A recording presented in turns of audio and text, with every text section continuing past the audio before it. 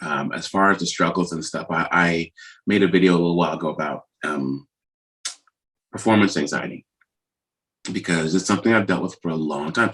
Again, speaking to just being in situations where you're with these incredible A-list musicians and you you just want to do your best, but you don't think you're the best. You know, you either, whether it's suffering from imposter syndrome or just being insecure about your playing in general, or just seeing guys who just do a style of thing that you're like, I couldn't in a million years play that way.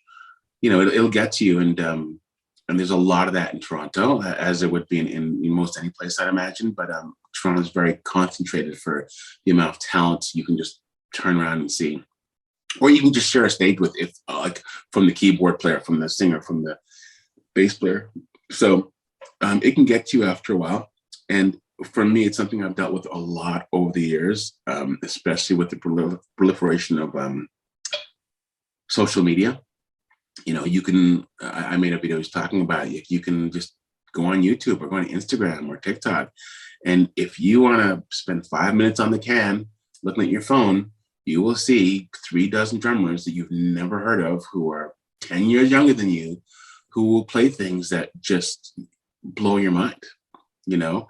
And that's that trip to the can that day. Like tomorrow, it's a different, you know, it's insane what technology and social media have kind of brought to our doorstep. And it's incredible to watch. It's fun to watch. It can be inspiring to watch for sure, but it is daunting and really, really intimidating. And I don't care who you are, you'd be hard pressed to not feel like you're not good enough if you ingest too much of it, which I think we all do. It's just, especially with the pandemic, again, going back to that, we're locked up and we have nothing to do but spend time on our phones and on our computers looking at this stuff.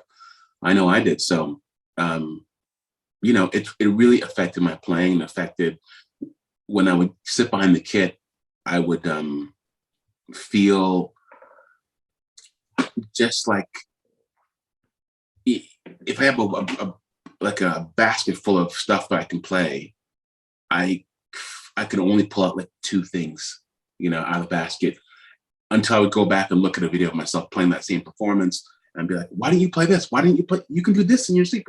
But because I'm so anxious and worried about doing the wrong thing and so critical of what I'm doing at a given moment when I'm behind the kit, that not only was I not enjoying anything I was doing, but I also wasn't representing myself very well. I wasn't playing all the stuff I could play because I was so worried about making mistakes. So yeah, I just made a video talking about it. We had done a show a month and a half ago somewhere, and then I'd gone out to a bar afterward with my wife, and a drummer came up to me and was like, "Hey man, big fan of yours," and started talking and said, like, what do you do when you feel, did you ever feel nervous? Do you ever feel, because you don't look like you do, but when you did, Sekou, what did you do? And in talking to him, I realized like, oh, this is something that, and saying like, dude, I was nervous on that stage you're talking about. I was nervous then. I played a fill now. And the whole time I'm playing, I'm critical of everything. I'm like, oh, that beat felt a little rushed, or that fill was, you need to play that there. Just being really critical and tearing myself apart at every moment. It was such a fabric of my playing, the noise in my head when I played, that I didn't realize that it was the same way for a lot of people. So I made that video and was really blown away. Joel, like I can't tell you, like it's the response I've gotten from people who've come up to me or DM'd me or left comments or whatever, just saying like, thank you for making that. Like, I thought I was the only one, you know, and you hear that cliche all the time. Like, you know, I thought I was the only one, but I was blown away that it was such a common feeling with everybody. And so for me, one of the things I had to do was just to talk about it, you know, to people and be honest about it. And then say like, hey, one of the things that we can do about this is we can maybe try looking at that stuff less. Like, it's fun to look at it. I get it. It's amazing to look at and to laugh at and to be inspired by, if that's your thing, if you can be inspired by it. But I feel that we don't have a shut off valve when it comes to ingesting that stuff. And if that's the case, it's going to affect how you view your output in the world. It's going to make you depreciate what you're bringing to the table.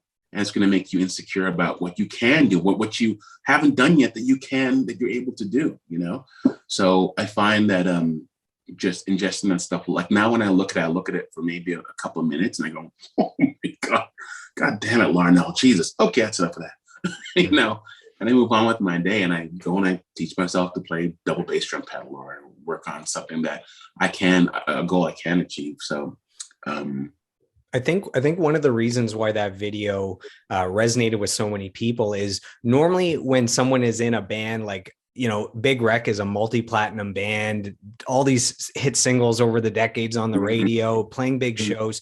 It's normally those people are like put on a pedestal and, you know, they have the rock star vibe of like, you know, I'm up here on stage and you're the peasants down there. And this goes back to, you know, Led Zeppelin when it was like the rock stars of rock stars. And so I think when they see someone that's in that class of success of rock star, that person is being transparent, that person's being vulnerable, even though that's needed and appreciated, we don't see that very often. So I think that's why it stood out, where, you know, people that are talented but haven't achieved anywhere near the level of success you've achieved, you know, they're thinking, you know, am I good enough, or all these people are better, but they can't imagine that someone like you is thinking that as well. So, and it's wild because like I mean, our bass player in Big Red was like, dude, I saw the video.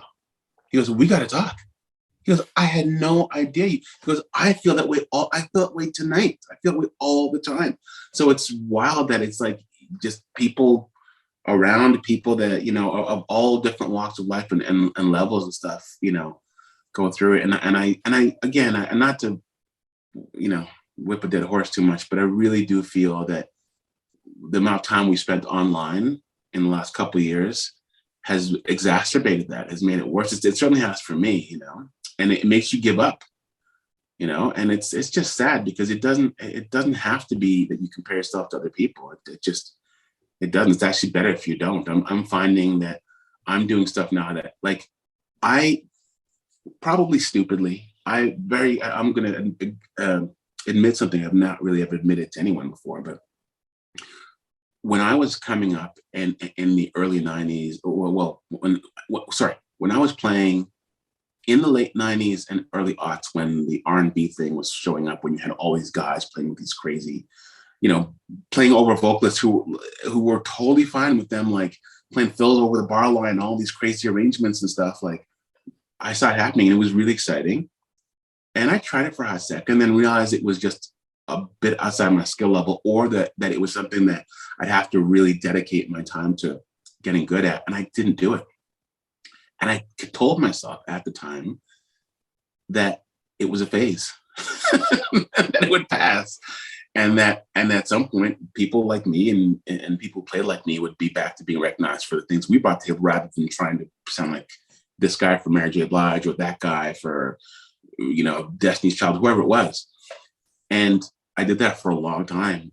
And when I realized I was wrong and it wasn't a phase and it was the way that music and that style of genre was moving, it was too late for me. It was too late to go back and try and, or I thought it was too late. Maybe it wasn't, but I felt I'd missed the boat on it.